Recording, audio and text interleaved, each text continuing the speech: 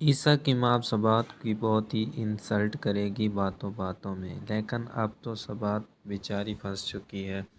نہ تو وہ شادی سے انکار کر سکتی ہے کہ وہ عیسیٰ کے ساتھ شادی نہیں کرنا چاہتی، کیونکہ اس عیسیٰ کی ماں کا معلوم ہو جاتا ہے کہ یہ اسے بہت ہی ذلیل کرے گی،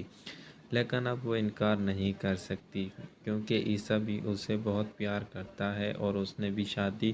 کرنے کا وعدہ کر لیا ہے، اور ادھر اس کے گھر والے بھی یہی چاہتے ہیں۔ اب بیچاری صبات بہت ہی پریشان ہوتی ہے۔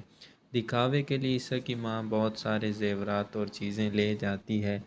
تاکہ عیسیٰ اس بات پر خوش ہو جائے، لیکن وہ کسی طرح سے شادی کو ختم کروانا چاہتی ہے اور عیسیٰ کے دل میں جو صبات کے لیے عزت اور احترام ہوتا ہے وہ بھی ختم ہو جائے۔ لیکن عیسیٰ بھی بہت پیار کرتا ہے۔ جب اسے پتہ چلے گا کہ میری ماں رشتے کے لیے گئی تھی تو وہ بہت ہی خوش ہوگا،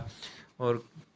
عیسیٰ کی ماں کہے گی کہ مجھے اپنے بیٹی کی خوشی عزیز تھی، اس لیے میں نے اپنی عزت کی کوئی پرواہ نہیں کی اور آپ کی خوشی خوشی سے شادی کروانے کے لیے وہاں چلی گئی ہوں، لیکن بیٹا وہ مجھے اتنے اچھے لوگ نہیں لگے، لیکن خیر میں تمہاری خوشی کے لیے یہ بھی کر لوں گی۔ لیکن نیکسٹ ایپیسوڈ میں آپ دیکھیں گے کہ وہ صبات کی تھوڑی سی غلطی پر بھی عیسیٰ کو سامنے بڑھا چڑھا کر پیش کرتی ہے اور کہتی ہے کہ دیکھ لیا نتیجہ، میں کیا چاہتی تھی اور کس لڑکی کے ساتھ تمہاری شادی کرنا چاہتی تھی، وہ صبات سے کئی گنا اچھی تھی،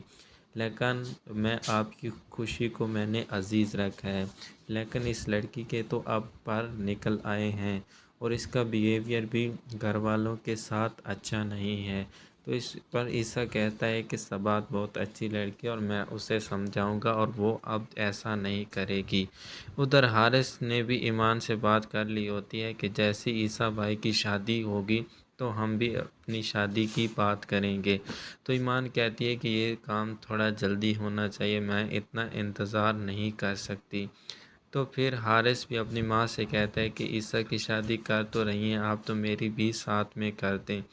تو اس پر اس کی ماں کہتی ہے کہ ایک عذاب ختم نہیں ہو رہا، گھر میں پریشانی ہے اور تم ابھی اپنی شادی کو لے کر بیٹھ گئی ہو، یہ تم لوگوں کو کیا ہو گیا، سارے ایک دم سے شادیوں کے پیچھے پڑ گئے ہو۔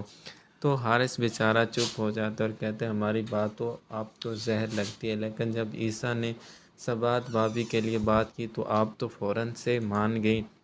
اس پر